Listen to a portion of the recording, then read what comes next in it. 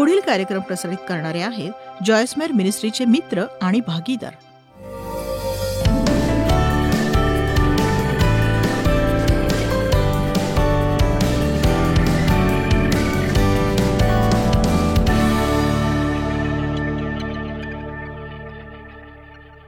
एक प्रश्न विचारते मी. किती जण खूप व्यग्र आहेत?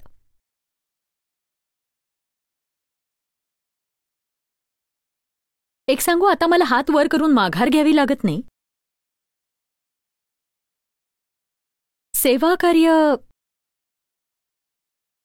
कधी नव्हे इतकं प्रचंड प्रमाणात वाढलंय आणि ते वाढतच चाललेलं आहे. मी मात्र आधीपेक्षा कमी काम करते, कारण मी ते हुशारीने करते, रगडून नव्हे. आमीन. मार्था मरियेची गोष्ट सगळ्यांना माहिती आहे. मार्था काम करायची आणि मरियाही काम करायची, पण येशू येईपर्यंतच, आणि मग ती जाऊन त्याच्या पायांजवळ बसायची, कारण ती संधी तिला अजिबात गमवायची नव्हती. किती जण जशी मी पूर्वी कामाची व्यसनी होते तसे व्यसनी आहेत सांगा मला जरा. एवढे व्यस्त की जीवनातल्या महत्वाच्या गोष्टींना मुकताय तुम्ही. आणि किती जणांची अशी स्थिती आहे की तुमची मुलं वाढली आहेत पण तुम्हाला त्यांची ओळखही नाहीये. बघा, तुम्ही वृद्ध व्हाल तेव्हा मुलांबरोबर सुदृढ नातं निर्माण न झाल्यामुळे तुम्ही फार दुःखी व्हाल, आणि तुम्ही आईवडील असलात तरी नात्याची वीण अचानकपणे घट्ट होत नाही. नातं घट्ट करावं लागतं आणि त्यासाठी वेळ द्यावा लागतो. तुम्ही मुलांसाठी छान छान वस्तू खरेदी केल्याने त्यांचं नातं घट्ट होत नाही, आणि त्यासाठी तुम्हाला मुलांबरोबर वेळ हा घालवावाच लागतो. क्वालिटी टाइम द्यावा लागतो. तुमचं अनोळखी व्यक्तीशी लग्न झालंय का?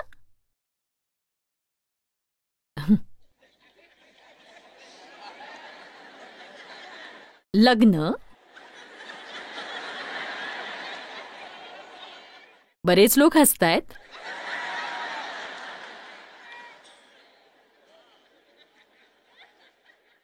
तुम्हाला दर दिवशी हसण्याचं निमित्त मिळतं का सांगा मला तुम्ही. मिळायला हवं, कारण त्यामुळे तणाव हा हलका होतो. तणावावरच्या कुठल्याही औषधापेक्षा ते चांगलंच असतं.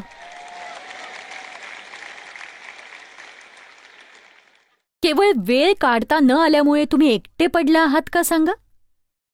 देवाबरोबर पुरेसा वेळ घालवू न शकल्यामुळे देवाजवळ न आल्याची खंत आहे का तुम्हाला. तुम्हाला नेहमी थकल्यासारखं वाटतं का की तुम्हाला झोपायला, व्यायाम करायला, खेळायला पुरेसा वेळ तुम्हाला मिळत नाही.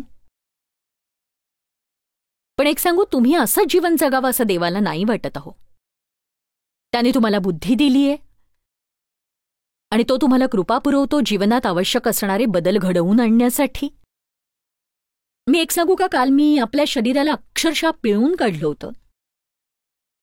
माझ्या जीवनात मी किमान 3 वेळा रगड मेहनत केल्यामुळे आजारी पडले होते, आणि तुम्ही अशा प्रकारे आजारी पडल्यावर पूर्ण बरं व्हायला 2 आठवडे लागतातच, आणि बऱ्याच वेळेला तर पूर्ण शक्ती भरून यायला अधिक काळ लागतो. आणि बघा, मला सांगायला आनंद वाटतो की कधी नव्हे इतकी टवटवी मी सध्या अनुभवतीये.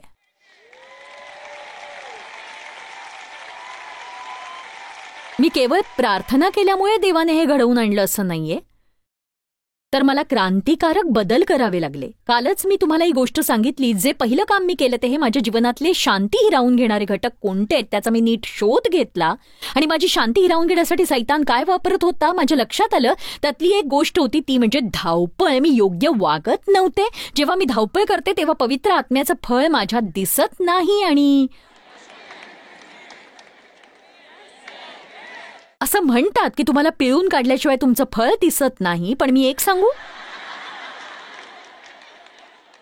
धावपळ धावपळ धावपळ धावपळ यासारखी दुसरी पिळवणूक नक्कीच नाही. पण याची काही गरज नसते, आणि काही कामं आपण कमी करू शकतो किंवा आदल्या रात्री आपण उत्तम तयारी करू शकतो. एक गोष्ट मात्र मी आवर्जून करत असते. जर मला असं वाटलं की उद्या सकाळी मला कमी वेळ मिळणार आहे, म्हणजे मला लवकर निघायचं असेल, तर मी आदल्या रात्रीच कोणते कपडे घालायचे ते ठरवते आणि ते काढूनही ठेवते. त्या पेहरावाला शोभणारे दागिनेही काढून ठेवते आणि त्यामुळे उगाच कपाटात दार उघडून काय घालायचं यावर डोकं खाजवण्यात वेळ जात नाही. आमेन. त्यासोबत आपण इतरही गोष्टी करू शकतो. मुलांची न्याहारी आदल्या रात्रीच बनवा आणि त्यांची न्याहारी त्यांना बनवायला शिकवा. इफिस्करास अध्याय 5 वचन 15 आणि 16 ही दोन्ही वचनं माझी आवडती वचनं आहेत. तुम्ही ज्ञान्यांसारखे जपून चाला. तुमच्या जीवनावर एक नजर टाका. तुम्ही इथून गेल्यानंतर स्वतःसाठी 15 ते 20 मिनिटांचा वेळ काढा आणि स्वतःचं नीट परीक्षण करा आणि आपल्या जीवनाचा विचार करा. तुम्ही कधी स्वतःच्या जीवनावर संशोधन केलंय का? सांगा मला. किंवा इथे येऊन खुर्चीत बसून मी जे काही म्हणते त्याचं कौतुक करत बसू नका, तर सहभागीही व्हा. घरी जाऊन स्वतःचंच संशोधन करा आणि विचार करा, मी माझ्या जीवनात सुखी आहे का? जे देवाला हवंय तेच मी माझ्या जीवनात करू पाहतेय का? मी एक अशाश्वत जीवन तर जगत नाहीये ना? कित्येकदा लोक असं म्हणतात की मी हे नेहमीच करू शकणार नाही. पण मग आत्ता बदल घडवून आणण्याच्या निर्णयाबद्दल काय वाटतं तुम्हाला? आत्ताच स्वतःत गुंतवणूक करण्याची नक्कीच गरज आहे, याची जाणीव तुम्हाला होतीये का? सांगा मला. ज्या गोष्टी तुमच्या जीवनात काहीही चांगलं फळ आणत नाहीत त्या गोष्टी काढून टाकण्याची आता गरज आहे. तुम्ही ज्ञान्यांसारखे जपून चाला. ध्येय समोर ठेवून योग्य प्रकारे आपलं जीवन जगा. अज्ञान्यांसारखे नव्हे तर ज्ञान्यांसारखे. सभोवार नजर ठेवून जपून चाला. वेळेचा सदुपयोग करा. प्रत्येक संधी साधा. बघा, आमची सेवा मोठी सेवा आहे. जगातल्या 2/3 भागात 83 भाषांमध्ये आमचं प्रसारण चालू असतं.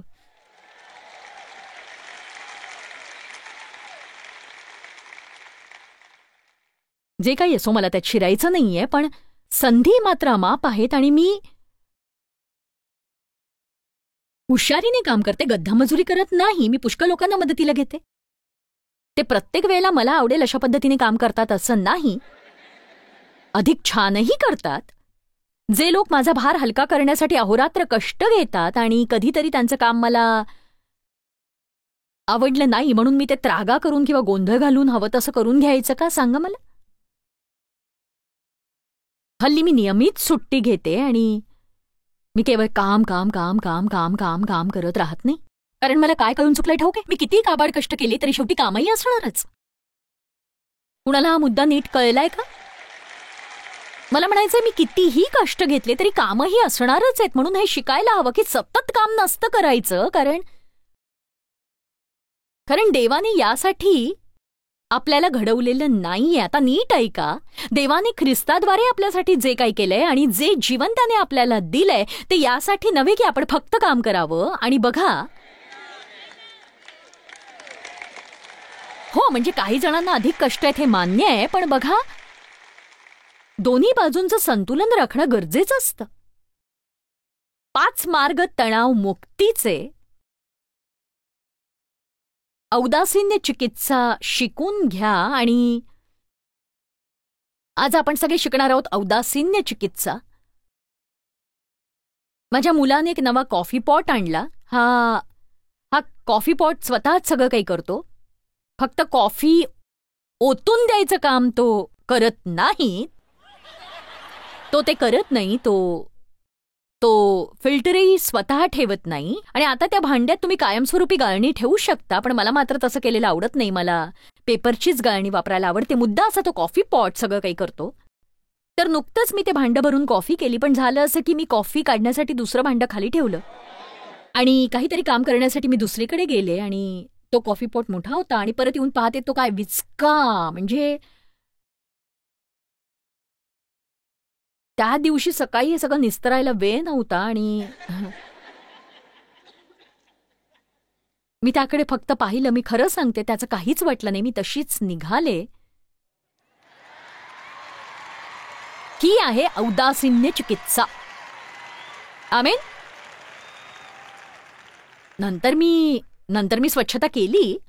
मला ते आवडलं नव्हतं, पण यातच माझी अनेक वर्ष मी घालवली. आता मात्र मी समर्पित होतीये. आणि तुम्हाला ठाऊक आहे एक समर्पित स्त्री काय असते ते? ठीक आहे, एक समर्पित व्यक्ती बनण्यासाठी मी विशेष काही केलं असं नाहीये, तर तुमच्या नियंत्रणाबाहेर असलेल्या गोष्टींवर ताबा ठेवू नका. माझी मुलगी म्हणत असते, बघ बघ जसं आहे तसं आहे. जेव्हा ती असं काही बोलते तेव्हा ती हेच म्हणत असते, हेच तुझ्या कामी येणार आहे, चला आता हे शिकून घेऊया आपण. तुम्ही आनंदी दिसताय. हो, आणि देवची तर पद्धतच वेगळी आहे. तो म्हणतो माझ्यावर काही परिणाम झाला नाहीये. तो म्हणतो जर तुम्ही प्रभावित नसाल तर तुम्ही पीडित आहात. पण जेव्हा तो असं म्हणतो तेव्हा त्याची शारीरिक भाषा असते, मी प्रभावित झालो नाहीये. ही औदासिन्य चिकित्सा आहे. याचा अर्थ मी मनावरच घेत नाही घेत मी मनावर. याचा अर्थ असा नाही की तुम्हाला परवा नाहीये, तर याचा अर्थ असा आहे की आपली चिंता तुम्ही देवावर सोपवताय. आणि बघा, तुम्ही देवावर आपली चिंता सोपवत नाही तोवर देव ती वाहणार नाही, नक्कीच नाही. तुम्ही आपली सर्व चिंता प्रभूवर टाका, कारण तो तुमची सर्व चिंता वाहतो, काही तक्रार न करता. दुसरी गोष्ट तुम्हाला करायची आहे ती सुरक्षित क्षेत्रात राहणं. 5 मार्ग तणावमुक्तीचे, औदासिन्य चिकित्सा शिका. दुसरी गोष्ट, आपल्या सुरक्षित क्षेत्रात राहा. म्हणजे असं नाही की आपण कठीण गोष्ट करायची नाही, म्हणजे असं की आपल्या मर्यादा ओळखून त्यांचा मान राखायचा. आणि दुसऱ्या शब्दात, तुम्हाला न जमणाऱ्या गोष्टी करणं तुम्ही थांबवायच्या. नक्कीच. आमेन. तुम्हाला ठाऊक नाही किती विचका होईल जर तुम्ही घरी जाऊन स्वतःचे कपडे शिवायला लागलात तर, किंवा केक बनवण्याचा प्रयत्न केला तर, किंवा मग काही वर्षांपूर्वी मलाही अशीच लहर यायची आणि मी म्हणायचे की ठीक आहे, आज काहीतरी नवं करते मी. आणि कधी कधी रांगेत सभा घेतल्यावर एक विरंगुळा म्हणून मी असाच एक प्रयोग करायचे. आणि हे नेहमीच होतं. तसं पाहिलं तर माझ्यासाठी सतत आध्यात्मिक क्षेत्रात वावरणंही योग्य ठरलं नसतं. मी सामान्य लोकातही असायला हवं. जेव्हा मी थकलेली असते तेव्हा मी असंच काही करत राहते. आणि जेव्हा मी अतिआध्यात्मिक होते तेव्हा मी स्वतःला घरगुती कामात गुंतवून टाकते. आणि हा एक मोठा विनोद आहे, कारण मी तशी नाही, हे माझ्या रक्तात नाही. तर मी खाद्यपदार्थांवरची पुस्तकं विकत घेतली. आणि तुम्हाला आश्चर्य वाटेल माझा मसाल्यांवरचा खर्च ऐकून. तुम्ही ज्या ज्या मसाल्यांची कल्पना करू शकता ते सगळे मसाले माझ्याकडे होते. माझी मुलगी म्हणायची, एवढ्या मसाल्यांचं काय करणार आहेस तू? मी जेवण बनवणार आहे, माझ्याचं जेवण तुला आवडेल, मिटक्या मारत खाशील, छान होईल. मग मी माझ्यासाठी आणि देवसाठी सुरमईचं कालवण करायचं ठरवलं, कारण आम्हा दोघांनाही सुरमई खूप आवडते. आणि ते सोपं आहे असं मला वाटलं. खीर, नूडल्स, सूप यासारखं ते कठीण नाहीये. मी सुरमई बनवायला घेतली आणि तिचा गिचका बनवून ठेवला. मी ती इतकी वाईट झाली, म्हणजे काय सांगू. मसाले अजूनही तसेच आहेत. आणि मी माझ्या सुरक्षित क्षेत्रात परत आले, माझ्या शक्तिस्थानांकडे परत आलेले आहे. आता बघा, मला थोडा मोकळा वेळ हवा होता. मी माझ्या सेवा कार्यात समाधानी आहे. ते करत असताना मी अस्वस्थ नसते. तुम्ही मला उदास करू नका. हे काम माझ्यासाठी सोयीचं आहे. पण हेच जर मला एखादा केक बनवायचा असेल किंवा देवसाठी स्वयंपाक बनवायचा असेल तर ताण वाढतो माझा. हो, दुःस्वप्न. तर आपल्या सुरक्षित क्षेत्रात राहा. इतरांबरोबर स्वतःची तुलना करण्याच्या भानगडीत पडू नका. बापरे, केवढा तणाव येतो तेव्हा जेव्हा आपल्याला इतरांसारखं काही करावंसं वाटतं. पण मी एक गोष्ट सांगू, इतरांनी एखादी गोष्ट केली आणि ती त्यांना आवडली तर त्यांना वाटतं अख्ख्या जगाने तेच करायला हवं. आणि जर तुम्ही स्वतःसाठी योग्य ती भूमिका घेतली नाही, तुम्ही उभे राहिला नाहीत स्वतःसाठी, तर तुम्हाला तेच करावं लागेल ज्याचा तुम्ही द्वेष करता. मग ते चांगल्या प्रकारे करता आलं नाही म्हणून तुम्हाला वाईट वाटतं, कारण ते तुमचं काम नसतंच खरं तर. आमेन.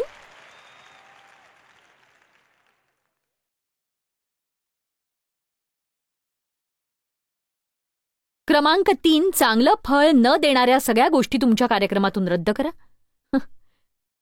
हे करण्यासाठी तुम्हाला आणखीन अर्धा तास तरी खर्च करावा लागेल. चांगलं फळ न देणाऱ्या सगळ्या गोष्टी तुमच्या कार्यक्रमातून रद्द करा. तुम्ही अशा समितीत आहात का जी केवळ वादविवाद करते, कुठलाच निर्णय होत नाही? प्रभू दया कर.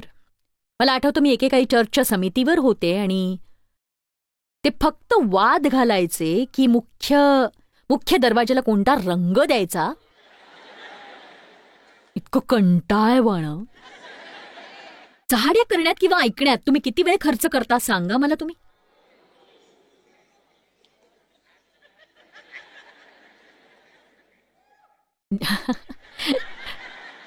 ज्या लोकांना काही एक करायचं नसतं आणि फक्त आपल्या समस्यांविषयी तक्रारी करायच्या असतात त्यांच्यासोबत किती वेळ घालवाल तुम्ही सांगा मला तुम्ही.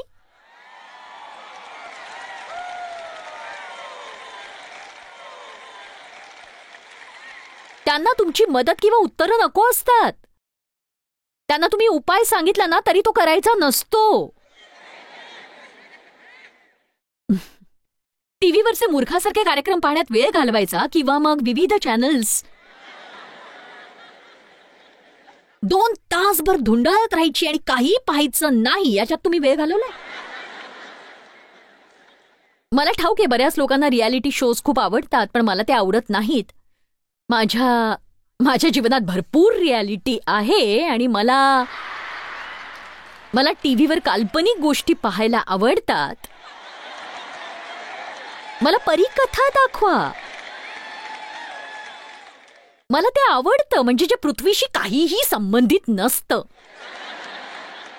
सतत भांडणं करून एकमेकांना ठार करणाऱ्या कौटुंबिक मालिका मला नाही आवडत. मी अशा गोष्टीतून 40 वर्षांनी बाहेर पडले. मला आता कशाला हवंय ते.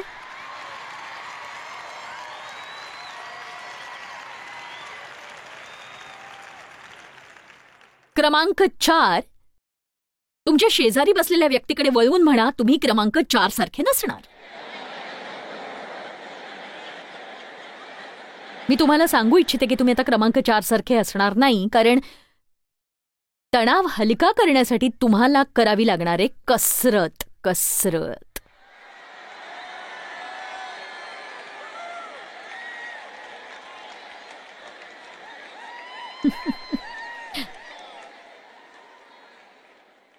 व्यायाम हा तणाव मुक्तीचा जगातला सर्वोत्तम मार्ग आहे. आता ऐका, आपल्या शरीरात एंडोर्फिन्स नावाची संप्रेरकं असतात. ती उत्साह निर्माण करणारी असतात. व्यायाम केल्याने ती वाढतात आणि एंडोर्फिन्स आपल्याला आनंदी ठेवतात, आपल्या चिंता घालवतात. व्यायामामुळे तणाव हलका होऊन छान झोप लागते आणि जर तुम्ही घाम येईल इतका व्यायाम केलात तर विषारी द्रव्य बाहेर पडतात ज्यामुळे रक्तदाब कमी होतो, हृदयगती स्थिर होते, कोलेस्ट्रॉल कमी होतं आणि तुमचा मूड चांगला होतो.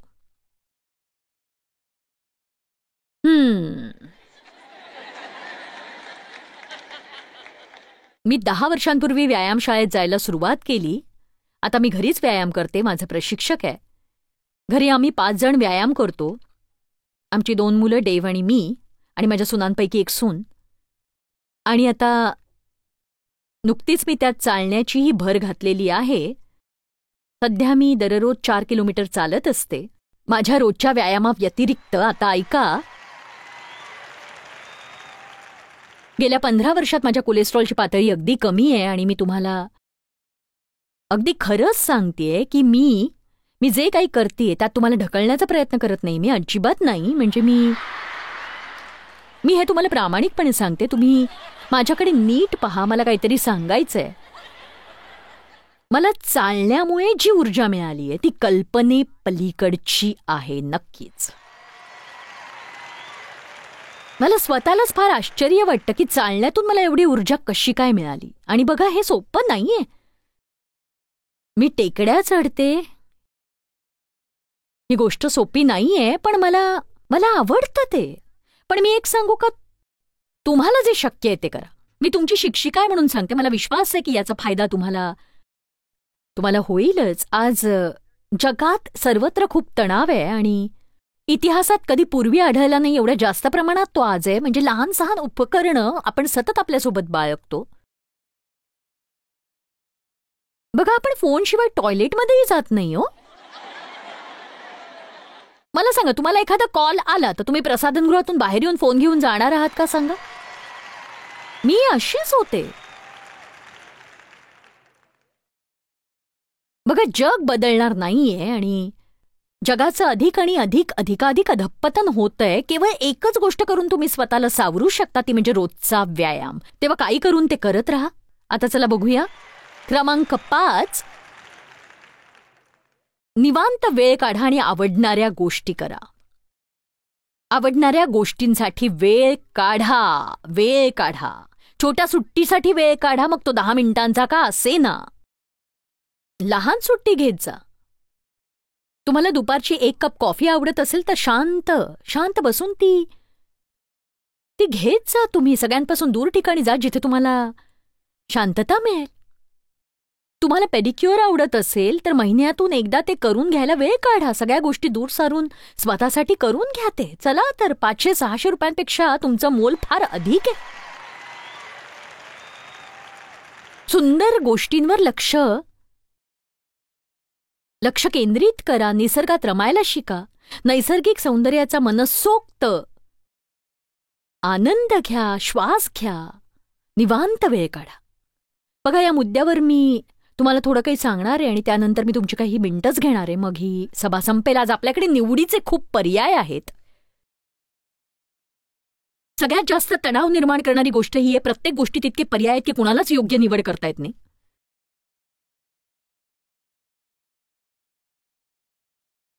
सुपरमार्केटमध्ये गेलो तर 48,750 वस्तू तिथे असतात. कुठल्याही सुपरमार्केटमध्ये 48,750 वस्तू असतात. 228 प्रकारची कडधान्य असतात. 67 प्रकारचे गव्हाचे प्रकार असतात आणि 57 प्रकारचे तांदळाचे प्रकार असतात. आणि बघा, सध्या 30 प्रकारची चॉकलेट्स बाजारात उपलब्ध आहेत.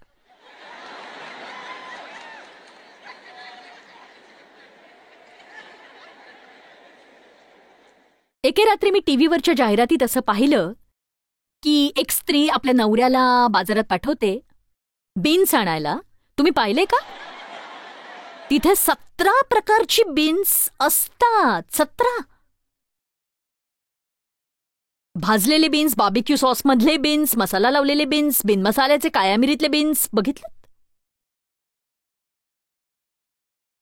माझ्याकडे तर कधी नव्हे इतके कपडे सध्या आहेत आणि इतके असूनही काय घालावं हा प्रश्न मला पडतोच, रोज पडतो. यापूर्वी काही समस्याच नव्हती, कारण कपाट एवढंसच होतं आणि त्यात मोजून 8 कपडे. सोमवारी पिवळ्या, मंगळवारी निळा, बुधवारी हिरवा, गुरुवारी आणखी कुठला तरी. बुटांवरून माझा गोंधळ होत नव्हता. 2च जोड असायचे. टीव्हीवर काय पाहायचं यासाठी कष्ट घ्यावे लागत नव्हते. तेव्हा 3च चॅनल्स होते. आता 500 चॅनल्स आहेत. पाहण्यासारखं काही सापडतच नाही तिथे.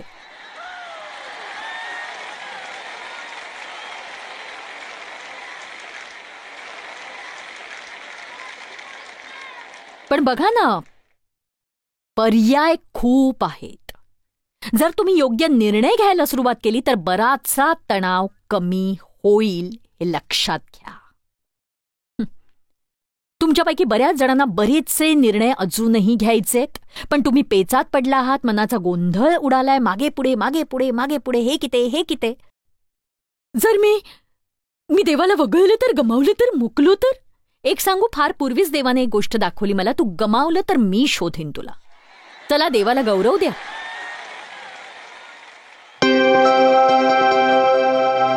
तर खरोखर ही गोष्ट चांगली नाही का की तुम्ही आपला तणाव कमी करून प्रत्येक गोष्टीत देवाची मदत नक्कीच मिळवू शकता. 1 पेत्र अध्याय 5 वचन 7 म्हणतं, तुम्ही आपली सर्व चिंता त्याचवर टाका, कारण तोच सर्व काळजी घेतो.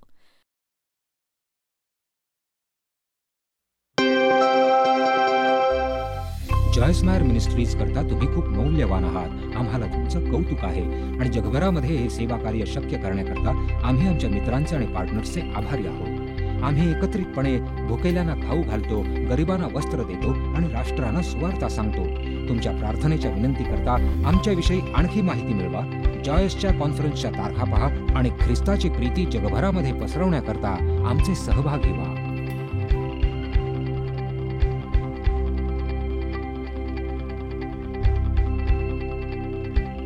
याचा सर्व खर्च जॉयस्मॅर मिनिस्ट्रीचे मित्र आणि भागीदार करत आहेत.